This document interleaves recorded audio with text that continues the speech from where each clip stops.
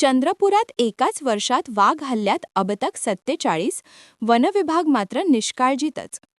बांबू तोडीसाठी आलेल्या बालाघाटच्या मजूर राहत आहेत जंगलात. चंद्रपूर जिल्ह्यात सध्या विविध जंगलांमध्ये बांबू तोडणीचा हंगाम सुरू आहे. वनविभागाने यासाठी कंत्राटदारांची नियुक्ती केली आहे. जिल्ह्यात आत्तापर्यंत वाघांच्या हल्ल्यांमध्ये एकाच वर्षात 47 ग्रामस्थ व नागरिकांचे जीव गेले आहेत. असे असले तरी वनविभाग मात्र निष्काळजीच असून बांबू तोडणीसाठी जुनोना चिचपल्ली मार्गावर थेट जंगलातच बालाघाटी मजुरांच्या झोपड्या थाटण्यात आल्या आहेत.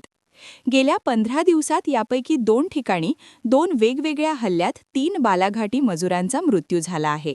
2च दिवसांपूर्वी 31 मजुरांची वस्ती असलेल्या या ठिकाणी वाघाची डरकाळी ऐकू आल्याने इथले मजूर देखील धास्तावले आहेत. चंद्रपूर जिल्ह्यातील सर्वच जंगलात आता वाघांचे वास्तव्य आहे.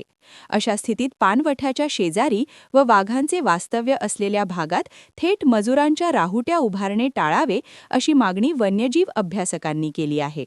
हा प्रकार अत्यंत गंभीर असून वनविभाग मात्र सुस्त असल्याची टीका वन्यजीव अभ्यासकांनी केली आहे.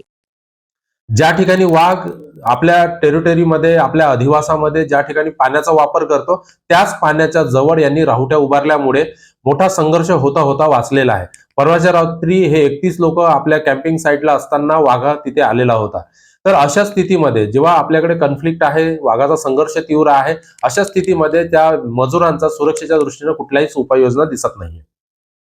महत्वाचं, वन विभागाकडून अशा ठिकाणी त्यांना परवानगी देणं चुकीचं आहे, ते देण्यात येऊ नये. आणि सोबतच ठेकेदार जर अशा पद्धतीचा लेबरना आणत असेल तर त्यांना कामाच्या जागेपर्यंत नेऊन सोडणे आणि संध्याकाळ व्हायच्या आधी त्यांना कामावरून घेऊन जाणे, अशा पद्धतीच्या व्यवस्था करणं गरजेचं आहे.